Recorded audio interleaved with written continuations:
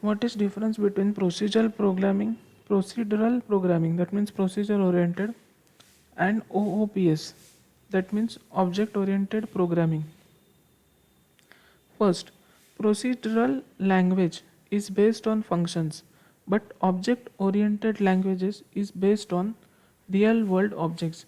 So there are functions in procedure programming language, but in object oriented language we have real world objects. Second, procedural language gives importance on sequence of functions execution, but object oriented language gives importance on states and behaviors of objects. Third, procedure language exposes data to entire program, but object oriented language encapsulates the data. So data is available to entire program in procedure oriented language, and in object oriented it is encapsulated. It is encapsulated means it is not visible. Procedural language is complex in nature, so it is difficult to modify, extend and maintain. So it is difficult to modify means we cannot change that language, and maintenance is also difficult. But object oriented language is less complex because it is straightforward in nature, so it is easier to modify, extend and maintain. So it is opposite of procedure language. That means procedure language is not easier to maintain and object oriented is easier. Now procedure language provides less scope of code reuse. Less scope of code reuse, that means code can be reused, but it is uh, less reuse because it has various functions also. So due to functions it is less reuse, but object oriented language provides more scope of code reuse.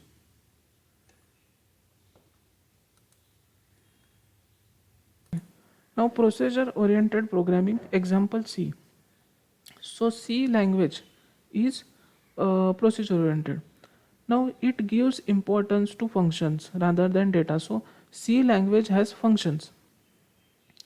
Whenever any task is given, developers try to divide it into number of functions. So for example, we want to add two numbers. So adding two numbers is a function. So whenever any task is given to developer, they try to divide that task into number of functions. For example, adding two numbers, subtracting two numbers, square root, square, etc. So these are functions. Data can be global or local. So global data means it can be accessed by any function, or it can be local. Local means inside that method or function only it can be accessed. Global data can be accessed or even altered by all the functions. Hence there is no data security. So global data can be accessed by any of the functions. So data security is not there. When the volume of application becomes large, that means when code becomes large, it is very difficult to maintain the code. When application is large, the code is difficult to maintain. Then it does not model real world problems very well. So real world problems are not maintained very well. This is because functions are action oriented and do not really correspond to elements of the problem. Example: customer account, vehicle, etc.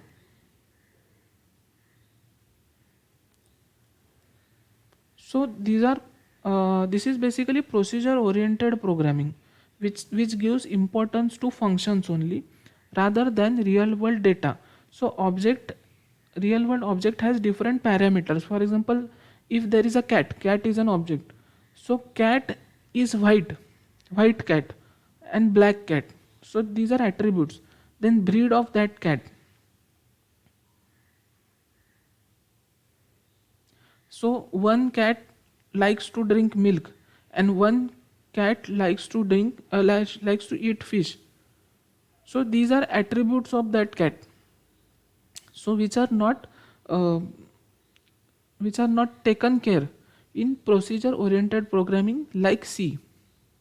So object oriented programming was evolved.